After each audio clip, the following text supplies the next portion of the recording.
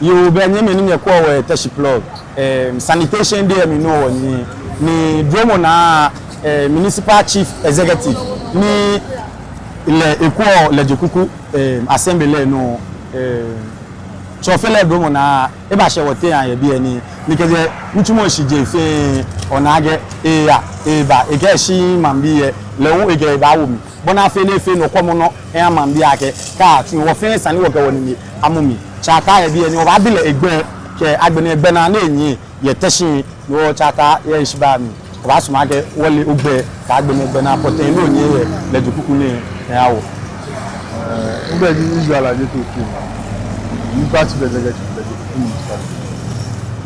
chata ye shiba mi wona ge wo manye nyelo niji His Excellency John Dramani mama ke ake fale femo eyan eko efo no ake da keji nyungbo e ba ni asa maji ami wona age Teshie lo Ledzokuku no eya no ni mletwa ni mi oye woten ami ye bi eni wo ba suma age oge ogbe afon plug e no bona afa ni wose no ni ba gbo e mambi blue abawa ne keni femo ni wo tun e fe fo bona afa ni wo ma eche ayaye ngale awole age cleanliness is next to me ni godliness no chata o ba suma go gbe afon plug e no bona afa ni yemo agbesan wose ni no mo fe awon ajepo e se am ni ba wa ni femo ni I don't say. First of all, Mother His Excellency John Dramani Mahama, the President of the Republic of Ghana, for making initiative. Master Mother, a local government minister, Honorable Ahmed, the whom apart the truly, for regional minister, Honorable Linda Koloku, was a hand like Bola woman yile ni e ba never pay greater craft en pali no if I dey ba share ni ba na Bola o je me no ni ba share ke ba Facebook ke TikTok ake bo MCE no o je me e ha bu ko aji e be okele na gba no in fact keep on our toes ko pe wokele sinamo keep on our toes wa me ha ni what feel no that we are on our toes in terms of sanitation. That one package and no Master Mother in MPC. Honorable Benjamin Ikunake. In fact, the committee layer the next month, November, November work at the Pentecost Church. Gentle in Tima, no fee. No bones and no understand. Alone the Ake is going to be broad. This year, this month, publicity. Ya food ba ni ko ni ponu won fe ye wo meje ona bia na Teshie da na etwonga companies fe bia ni tapache je ma mi fe di tapache Teshie wo fe clean up exercise ki ma mi ene wo decide that go gba gbo no gbe those who are within the estate na pure property rate in tapache assembly amena ko se wo ke ba me oni amu money amana assembly Amena. Well, we are here to keep the environment clean for them. We are here to clean the various launch medians for them. In a month, money man on the game, the mother Honorable Callistus, Secretary to the President. Hello, as the presidency, Mother Lesson was dear Bayo. Dan again, who know after Charlie, your grass is not green. You need to keep it green. Dan is also keeping on our toes. Madam Dr. Donata Onshi. Madam Onupani of BFH. In fact, Anti-Faustina Nelson. I'm a fan of Bagno. But I don't know Metro. I always say, one turn, one feel no work at that. I'm a nago, one way, don't say, you won't protect them. One down of Fiamos. Next month, you're going to be massive. We are teaming up the Pentecost Church. In the Ledzokuku sector, I'm a fair, I'm a no one came of Yam. Why decide him over happy? Think about you and the postal. When I test that, no one tell me. The postal not in the data. One way be an enemy for me. No, it's very well. When I test it, plug all media SKD, no piano. No piano, I can. My work, call mama pani bu alo fi fale.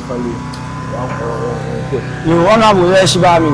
Mene ona ge oblayan abi eji ami wa ni aminwa ntumo shi ochine mi no ona ge wo district commander ni obi ni ega yemo ko efo pan ni wo na wo chi wo benkele ega we yesumo fon ko na kan yemo egba mambi blue na wa aja ni ofe wo na don lo bi ni o ba suma aja neke issue alo neke Sanitation yo ochine mi aja ofe wo yin yin lo o gbala na kan no mi alo o address na kan issue bona fe ni tui anu na ewu ebashi yes ba no honorable ene o sani apa ni yo yan mi se gora don ke no ni police commander here igba ofen won for like a youth organizer Jimmy Daniel MCE no anything concerning the youth there is a problem for me the name you mo put ile o na apa ka youth and e in general no me aboni che bi ane no nche doctor don dey test me peg me ni your test the Ledzokuku is very good no need police commander here egba ona because no here is not a personal in there. You put personal in there, keep it to yourself. One, it's not backed by fact. There is no data that affects nothing. No, what are you implying? No, if you're not going off, in fact, a lot of things have gone on behind the scenes. They no fear no my me at the appropriate time, one hour, no need to because no police and fight. No police and fight. No more fear mo yes, if you any get to Germany. Get to a be a period, get to see a AP. Nika rate regular test for back Kapate, oh, why you go Kapate obu. You know 98% of women the kule was solo. If you want more budget a limit. No matter 5. Madam on the case as municipality executive and chairman of New Secretary. Matter 5. Okay, one farm and beef and fight. Traditional leaders, youth,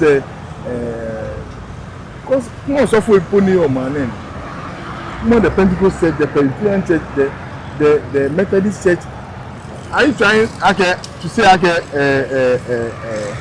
I'm a as agency of socialization.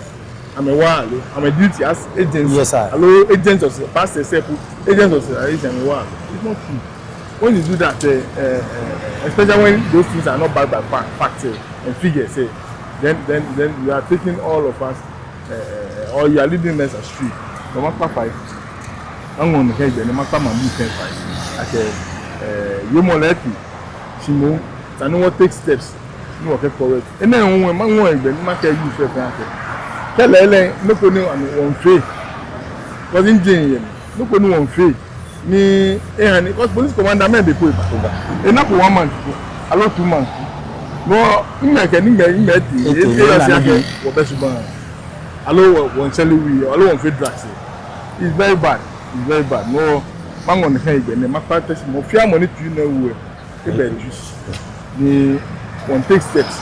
You know, it's an if no, they are the fact that no, we are putting in steps behind the scenes. Make a change honorable no you communicate for man be susu age je Teshie mene no hye be ne manet wala age Teshie ko ba suma age okawum age BP me ko ma susu ko am age Teshie keja adu am ken akrobo me wa ake no fe mi ni wona don lo bi ani o fa ni no ani man bi fe ale emi Teshie on hye ke ni agbe ona aye ni man bi susu wa ake je fe Teshie ye shibam keke wo gabo emu na era don in that Teshie plug Teshie o fe wole ake allo mo fe wole ake our administrative boundaries and our traditional boundaries administratively Teshie o pe mi keje laboma kagbe Luma police station basic police station Teshie on a stream say dey for here ko Samuel other stream say dey for e mi an ka wa akamo le No, Teshie comparatively, we have a lot of serene environment here. We talking about Maryville Street, Casa Global Villa, Manette, Regimanuel Airport, Manetteville,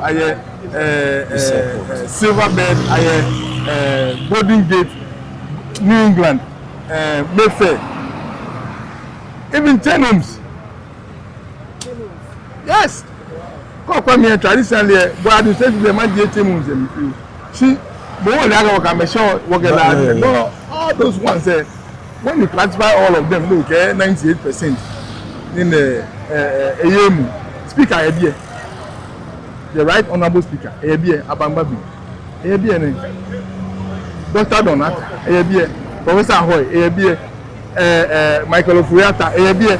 All the big guys are here. No, what are we telling ourselves? Teshie Tafate, Maminte. Ledzokuku is very huge, it's very large. It extends to places you don't even know. Come on, Wakpa Mambi 10-5, Wakpa Police Commander 5. I can only hear no, we are working things out behind the scenes. They don't fear no money. Honorable no ageni Teshie plug wo shebi eni o wa so market next month wole enya ba ya bona fe ni wo try adafi bona fe ni ke wo shejin mambi alo akutu emi bi ke wo fe atu ne genu tumo ni na ifo mani no ageni boji wo yin yen lo o wa so market wole ekole jeje important shi ye ni wole age wo next step ke wo move no wo ya ke wo try adafi ojoba ke announcement tete. Yes sir. Next month Osisumoji or after the Century Church, we are teaming up with the Pentecost Church. They don't feel like this because the thing is every month there. We are teaming up with the Orthodox churches and then the other Pentecostal and then the churches. No, we are starting with the Pentecost Church, which is an Orthodox church. So, what we know because I'm a fact. But when they come up, Mambi and move them. The project we are going to do is Mugusani. What when no piano feeling? No piano from next month in the improvement. Born again, my baby, and I Attention, yeah. Friday, you will so after my meal, voilà, I'm she on our greater estate to Teshie. No, I won't call Central Church. No, it goes to greater estate and everything. This week, what the fixing of lights. Now, original minister, in the FNG, Sanitation, very soon, about 2 million, the can lights, about between a week or 2 weeks, Salanya Sunya, 1 2 in Warasu. Tony, anyone who may feel fine, Sane, any air, no, Teshie have a green. Oh, median self green. Teshie, Ghana is becoming one of the most beautiful cities. Yes, sir. In I said, it's becoming one of the most beautiful cities in Accra, even in Ghana. Because Papa Link Road, 7 kilometers. After Ukwe Flower Pot to almost 5 to 6 kilometers. After Ukwe Flower Pot to Underbridge. Akamo through the Spinters, through over Chombi and get a Grey Hotel here. Africa, if I hear a few national especially at the beach road there, no one fight on Nuka 5. Okay, the beach road there is becoming a death trap for motorists. On Pafai, day in day out there, we are trying to make it more trouble within our means. But on Pafai, only the road minister, the finance minister, in the urban rules actually not capture. Only Amatu. Then they come to stretch. The sea lady to come to stretch to Bush Road. No who in the capture. In the very soon, contractors will move to site. Then no more about from the China. The beach, the main beach road there. To Nungwa from La to Nungwa. Then the Otchwenma no fair would do just because I go to congratulations. No, Sane Anyagbina. Also, light post, put not him on no. Hello, lights, not him on no. Head, the main two be nda ka agbe ni sane anya fi na fi eyim no npa fai ni ogbegide especially the main beetroot tunuwa anya fi from la stretch from usu stretch tunuwa anya fi contract abasite yen o le yen fi ko ni awu no like yen o ko ni ino actually no afi fan ko ni ko mo fi awon ba me fi accident ni sa fi but traffic light is a major concern. Contractors say incomplete. I mean, what project is it? Behind the scenes or actually? You be me. You don't wada. What chata unshi. You want to after wala yale. Jemo kanile ne yo. Nige kula Teshie ma. You want to after yale. Yale bomotu wale. Jemo kanile tumo manche solumu. Dani ina wala. Yo. You want to ajole wa. Teshie plugs. On the SKD. Don't she? Teshie TV yes sir. Nekeno nyeme ashini. Nyemo mame. Dan mi Kenya. Waga tabie ni atabie. Akọ tabie. Yes sir. Aga atwa one side so le ona no pale. Sidan wo fi okumi. Kunu wo project. Na project ntu. Into ma organize media ni le so ari ko ani. Kunu na fiano ayemu. Mato me ni aba na sa. O de fe Teshie no ya. Dan yen session. Because I know what yen session wo project. Yes session no fiano ya. Na ga use it. Number oh honorable nke wa nyele age nyesa ni nche to beni sa kan che o che happen everything me never say wa be 98%